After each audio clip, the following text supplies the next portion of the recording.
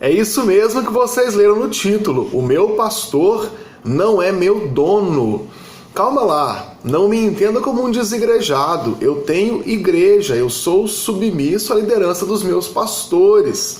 Eu aceito e entendo e respeito os dogmas da minha igreja local.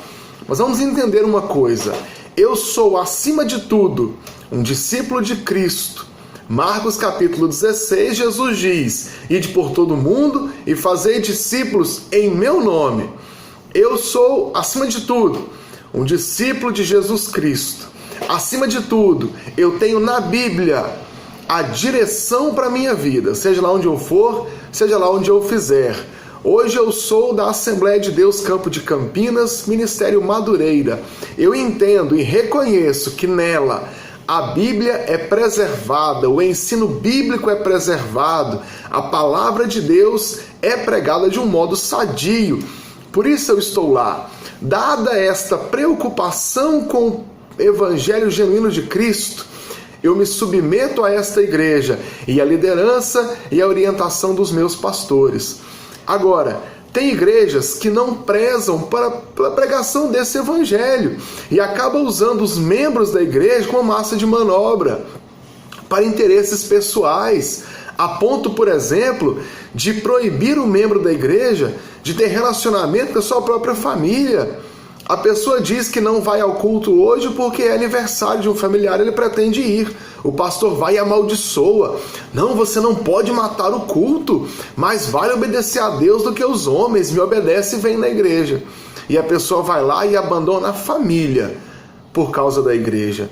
Eu já vi casos, já soube de casos, para ser bem específico com vocês, de pastores que sugeriam o divórcio porque a esposa ou o marido queria mudar de igreja e não, então divorcia, mas não sai dessa igreja. Muitas vezes exige das pessoas algo que não tem a ver com o pleno Evangelho de Cristo. Por exemplo, visitar outra igreja, votar em um candidato não é o candidato da igreja. Ora, se a sua igreja tem um candidato e você entende que a sua igreja precisa de representação política e decide os irmãos juntos apoiar esse candidato, eu acho que é bom.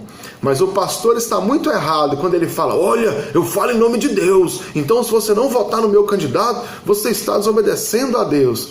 Isso está errado. É o exagero.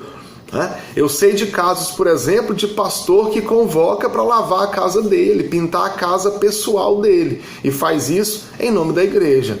Uma coisa é cuidar da igreja, do templo, que o templo é nosso coração, mas eu chamo o lugar ali de reunião de templo, de igreja. E eu convoco os irmãos para um mutirão. Irmãos, vamos pintar a igreja, vamos reformar a sala das crianças, vamos construir aqui um cômodo novo para a igreja. Vamos lá, todos juntos, isso é um mutirão para a igreja.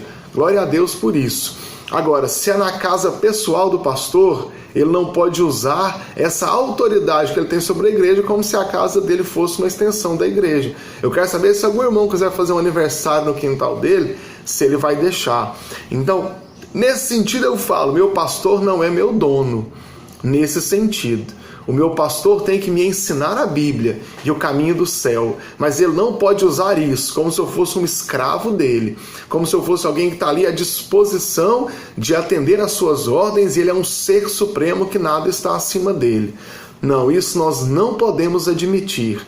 Tem igrejas que, infelizmente, os seus líderes são lobos e que arrancam das ovelhas muito mais do que o pelo, arranca a própria carne, e isso nem Jesus fez, pelo contrário. Como Paulo disse, Jesus amou a igreja a ponto de dar a sua vida por ela.